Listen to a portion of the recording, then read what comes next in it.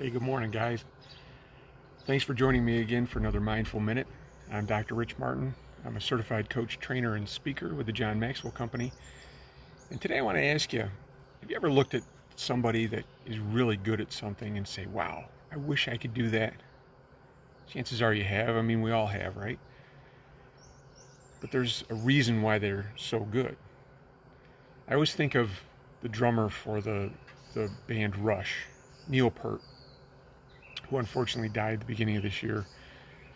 He was one of the most world-renowned drummers in the industry, and routinely he would get, people that would come up to him and say, "Man, I really wish I could play the drums like you." To which he would promptly question, "Well, how many hours a day do you practice?" You see, Neil Peart would practice 6 to 8 hours a day at his craft. So how did he get so good? Obviously, there was an investment there that he was willing to make. You see, John Maxwell tells us that the dream is free. The journey isn't, because there's a cost to be paid for achieving your dream. So maybe you've heard of people like Kelly Clarkson. She lived in her car for a while she was trying to reach a level of success in her industry as a singer.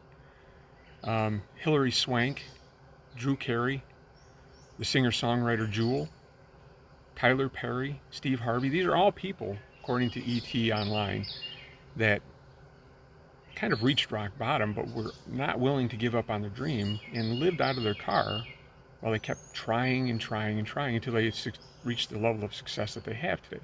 You see, we see the successes, but we don't see the sacrifices that came along with reaching that success.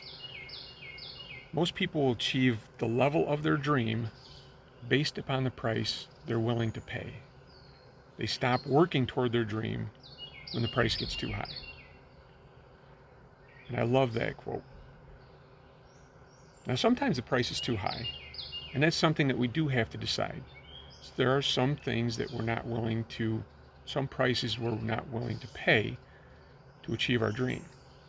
But make that a conscious decision. How much time and effort, how much blood, sweat, and tears are you willing to put into your dream? How many failures are you willing to take and learn from, to grow from, in order to ultimately be successful? I mean, remember Thomas Edison, in making the light bulb, failed thousands of times. And Thomas Edison didn't say he failed thousands of times. He said, I've just learned thousands of ways not to do it. So he learned from the failures, and he made them, he worked through them because his dream was so powerful that he was willing to keep persevering through that. So make a conscious decision about what you're willing to invest to accomplish your dream, because the dream's free and the journey isn't. So thanks for joining me again for Mindful Minute. I hope you found this worthwhile. Let me know what you thought, and I look forward to seeing you at the next installment of Mindful Minute with Dr. Rich Martin. Have a fantastic day. Take care.